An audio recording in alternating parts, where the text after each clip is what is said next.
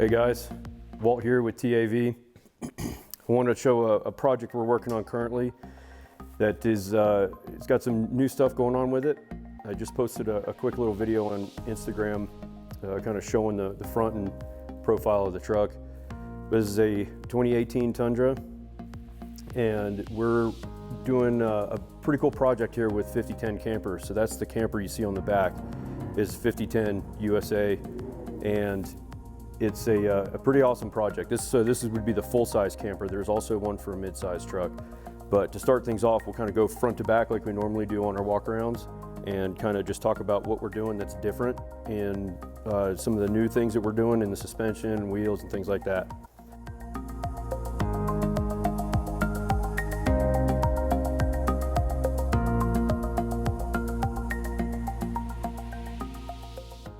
So to start off, we've got the C4 Fabrication front bumper. This is the Overland Series front bumper. It is a steel bumper, and it is an incredibly nice one. I mean, when we get these things, they come in raw steel, and the welds are beautiful. I mean, these bumpers are a work of art. We kind of did just a couple little things that we think is functional as far as how we fit these to the McNeil Racing fenders and things like that. So kind of starting off on the side here, I want to show something that we did. This is a new S1 from Baja Designs, and it's like a work scene, really wide pattern beam, and it's working really good for light that basically you can't really see in the dark over your rearview mirror from the driver's seat or out of your B pillar or your A pillar. So if you turn that on, it's just a nice area light for around where your rearview mirror is if you're making a right or left-hand turn. So we've got one of those on each side. But another thing that we've done is, since these fenders are so large on their opening, that a lot of times bumpers will come into this area, so we'll actually trim that back. We cut about a little over an inch off of this bumper and then re-welded it in, so you can still see their weld, and it's boxed in from what they made, but then we sanded where we welded so you can't really see it, and we just kind of shortened that up by about an inch. Kind of moving around to the front. As far as fog lights go, we're running the Squadron Pro driving combo in amber, and they make these bumpers to fit Baja Designs lights, so it's a real nice clean finished look when all the Baja Designs lights are in. We did drill our own holes, so we measured everything out so everything would be centered. This is kind of modeled behind what we did on the Ranger Goat, with the LP9 in the center and the LP6 out to the sides in amber. That's been working out really good for us on the other trucks, so we decided to go ahead and do that again and try to keep this truck as minimalist as we can for lighting and things like that. Everything we're putting on these trucks, as you know, we try to make it as functional as possible without any kind of extra stuff going on. But we did our normal winch controller relocation. Even though this is a wireless winch, or you have a wireless controller, we still remove the cabled remote plug-in out on the face of the bumper, so it's easy to get to. And this is actually the new, it's a newer design, but it's the Come Up 12.5 RS Slimline winch. So physically it's the exact same size as the 9.5. So we've actually just been using a lot of these 12.5s, and I've been really liking them. But this one is a slim line, and it's a little bit slimmer. It fits inside the bumper. You've got a lot of room still in here.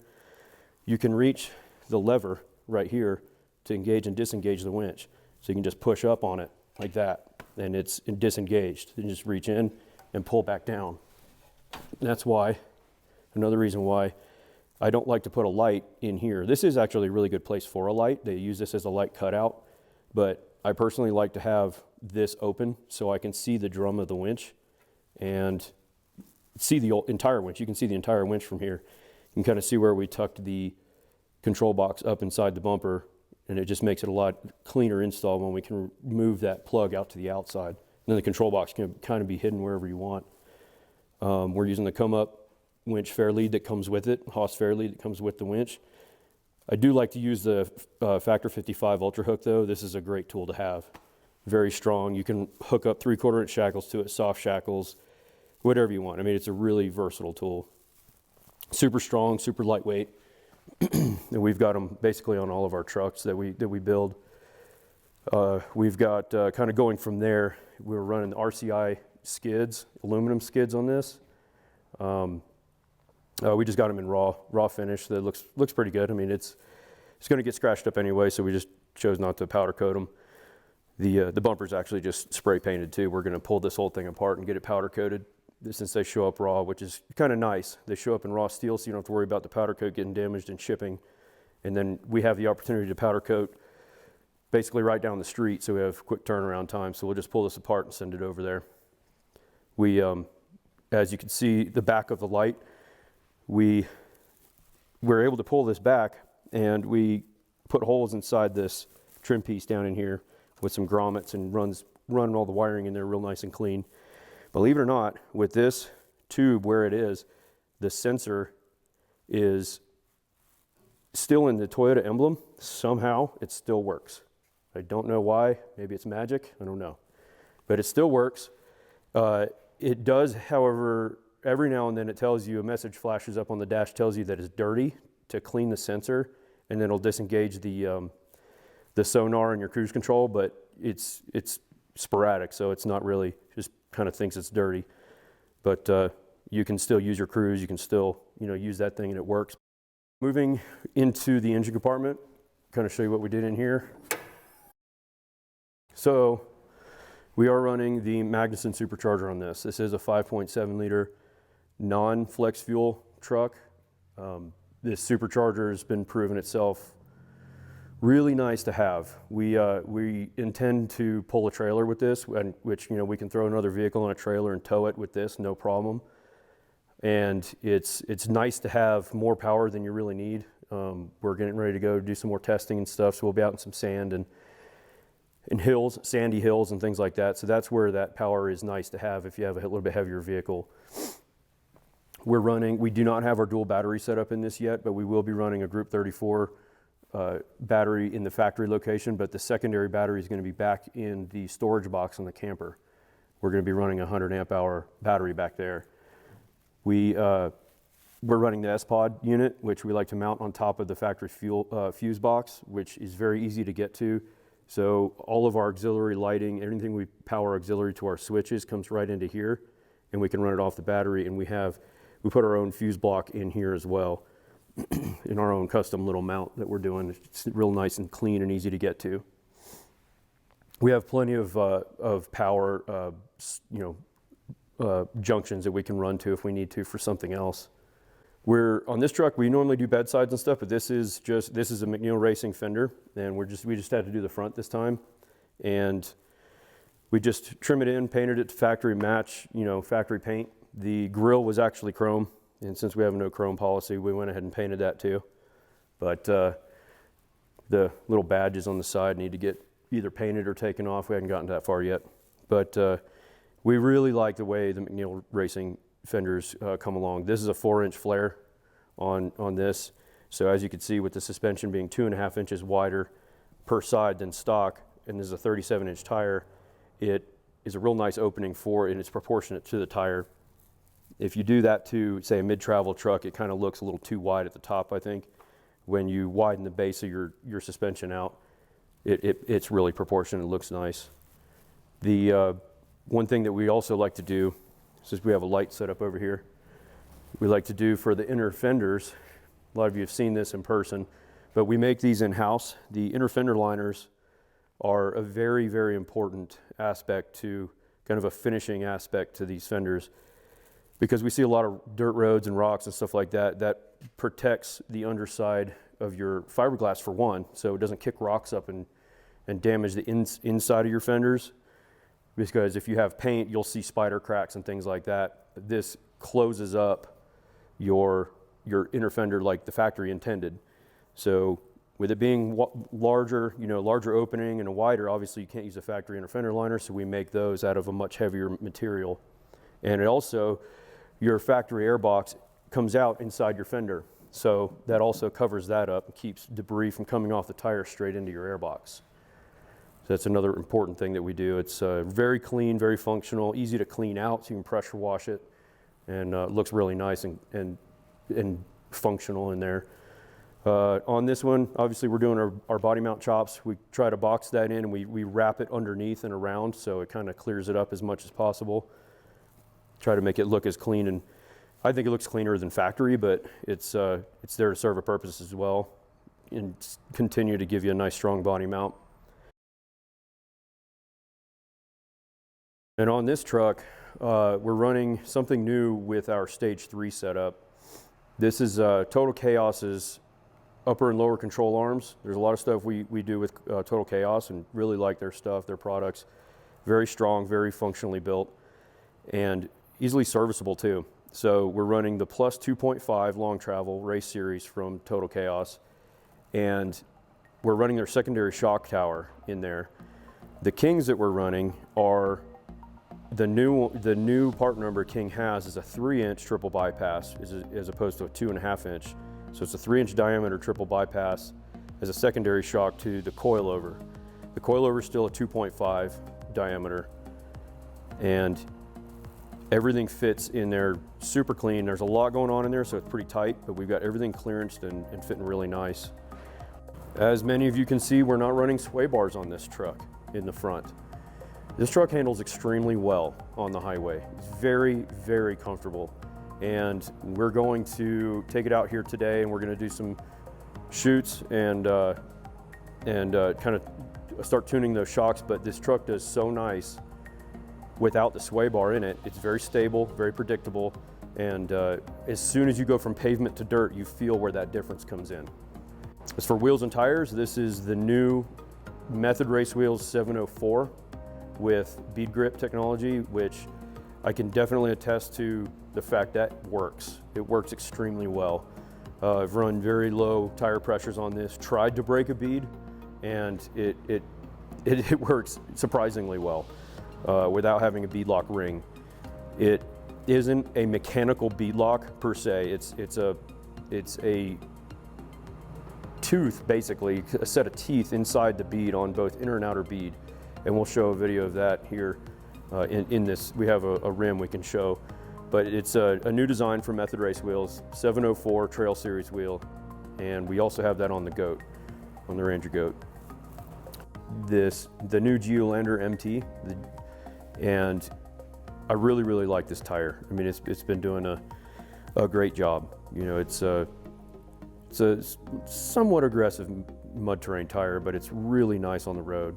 I've been happy with its characteristics. You know, we drive on a curvy mountain road, pavement, you know, to and from our house and stuff. It's got handles real nice and turns, and we've had it in the snow, things like that. It's been really good to us so far. So very excited to see how this thing does. It balances out pretty nice. It's just been a good tire so far. I'm excited to be working with Yokohama on these, and we'll kind of go from there.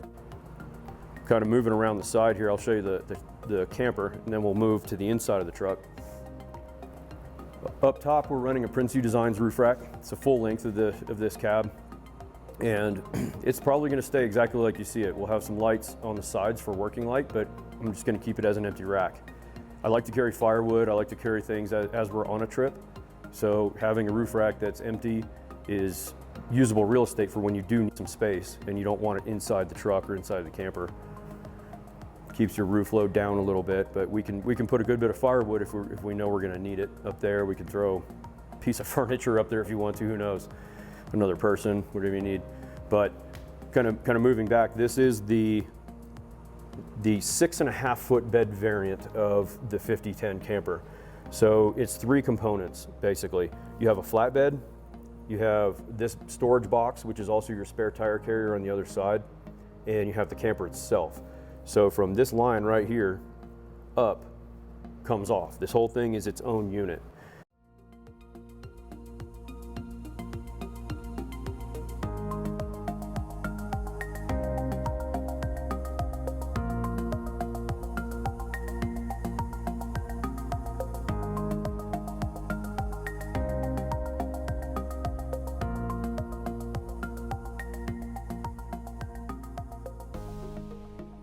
So this compartment here is a really deep cabinet. All these hatches are on gas struts. So right now I've just got a little bit of recovery gear, med bag, and a little vacuum. But this is going to house our secondary battery, heat exchanger for a hot shower. The Propex heater is going to be mounted in the top, so we'll build a shelf system in here, and we'll have a Pro Eagle race jack in here as well. Battery powered chainsaw will be mounted to the bulkhead, and we'll still have room for storage for recovery gear and things like that. That's easy to get to. And it's going to keep any of that weight that's going to be very heavy with having all that stuff in here. It's forward of the rear axle, right behind the cab, and it's still towards the center line of the truck. So the weight's going to be distributed really nice and even. All these hatches are lockable, and there is a ridiculous amount of room under the bed. So we'll actually have a 30-pound propane tank up on, behind this. We're going to cut this out right here with some Zeus fasteners. We'll just have a propane tank sitting in its mount right there, and that'll run our heat, hot water, heat exchanger, all of that stuff, and it'll be easy to get to. Kind of moving around, we have an adjustable fender. So this is a 37-inch tire, and we can stuff that tire in here really nice. This is actually, when you're putting this together, depending on the width of the truck, you can actually move this fender in or out. It's nice to be able to, you can kind of adjust it. But we have it set to where the lines match really nice, and when you open your toolbox, this folds all the way open and just falls down, and it doesn't quite touch the fender. If you move it out, it'll just rest on the fender and it'll hold it out. But this one just sets down, opens all the way up and out of the way, and you can remove the doors very easily. You can just hit these two latches here. Just take your door off if you need to. Hose it out, clean it out, whatever you need to do. Very easy to do, and this is all lockable. All the keys, there's your latch. All the keys match around the sides. And it's all aluminum. It's very lightweight. Obviously, it's not going to rust.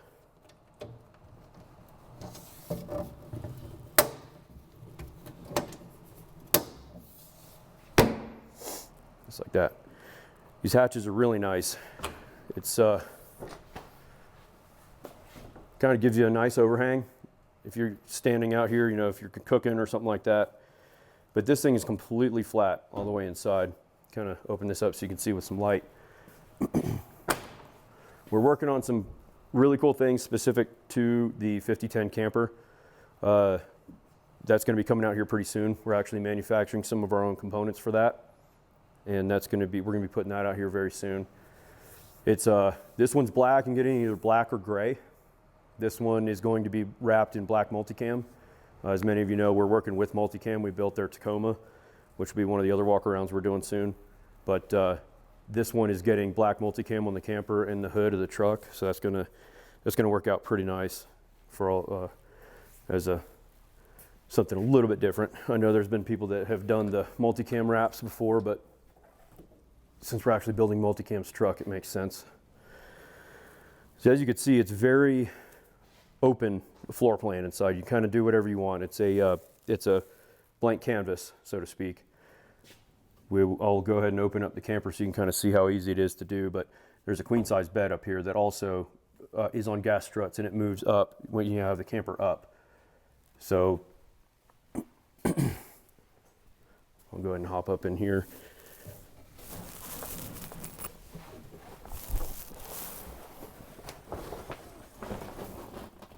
Basically just two hooks. You undo two hooks right here and you can just push the whole thing up.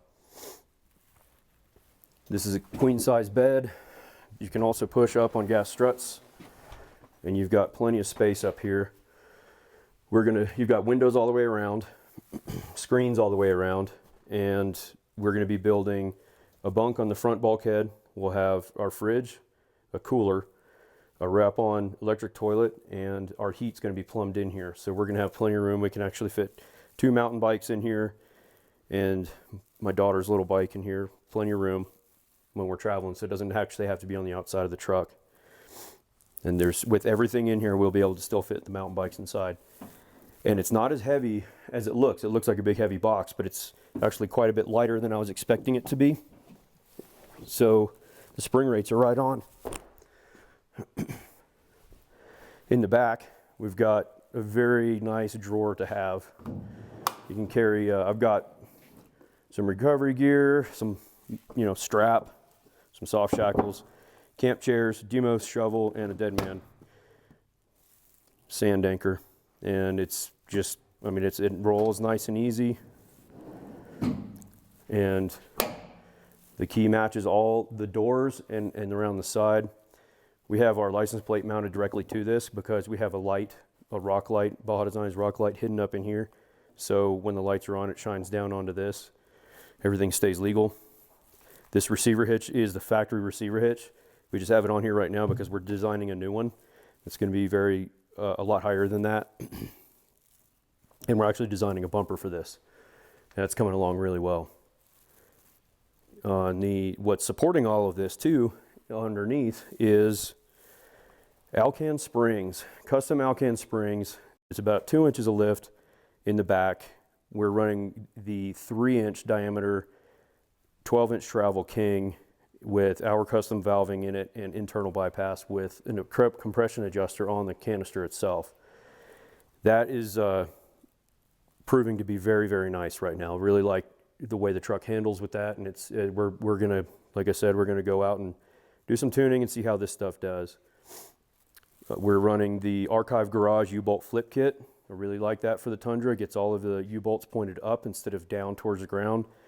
Drastically increases your ground clearance underneath the leaf spring.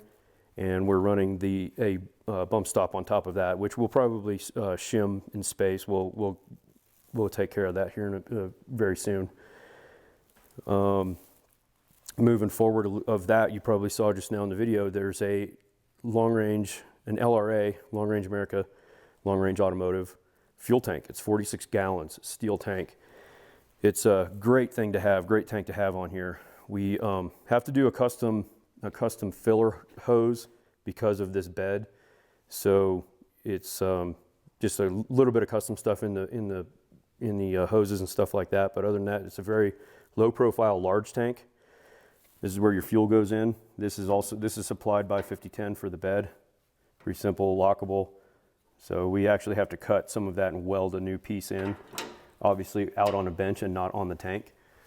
Kind of moving forward that's where we keep our spare. We got a 37-inch spare tire in there, an SDHQ tire strap, super nice, set up for max custom tie downs. Holds that thing nice and tight.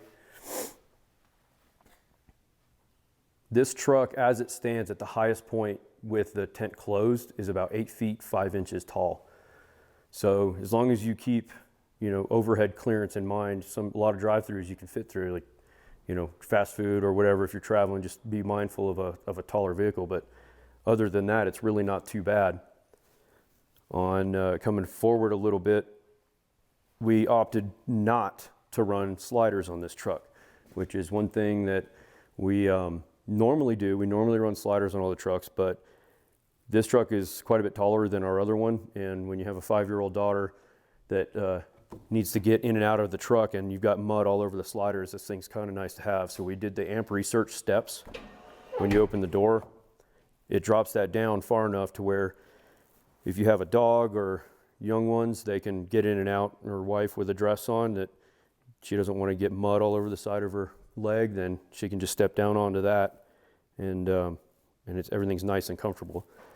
The need for building this truck was to haul a trailer, do a lot of long distance trips, and still be able to get extremely remote and have the truck handle itself and the weight that it's on. It's got on its feet here. So we try to build these trucks as proportionate as possible, and we want it to exceed our expectations and exceed our needs within reason. Kind of moving to the inside, we kept it very clean. It's going to stay very kind of simple. We're going to have what we need, and that's about it. Decided to get a scan gauge. I had a code pop up that I was able to read and clear, and it hasn't come back on. It's just a ventilation thing. That's nice to have. It's cheap, it's easy to install. It takes about a minute to install it, and it works really good. You can kind of monitor everything.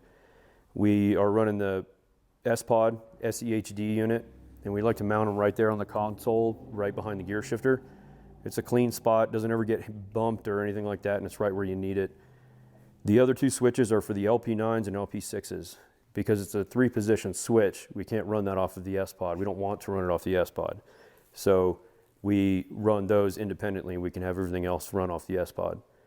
We will be doing a new head unit in here. We're gonna run the Alpine head unit that will work with Apple Play, and we can run our Gaia GPS off of that. And it's still gonna stay very clean. We're not gonna have anything mounted up and over the dash or anything like that. We want it to be very simple and user-friendly, uncluttered and distracting. So kind of keep the interior of the truck simple.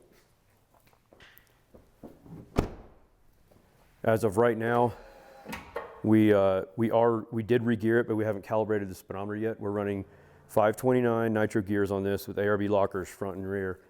And there has been a great deal of discussion on what gear ratio to run with 37s on a truck like this. And we run Tundras. This is the first Tundra we've actually done with 529s. All of the other Tundras we've been doing have been doing really good on the highway with 488s and 37s. It keeps your RPM range nice and in a nice spot on the highway. This truck will be pulling a very heavy trailer, so I wanted to have my RPM range up a little bit higher on the highway, and that's exactly what the 529s did.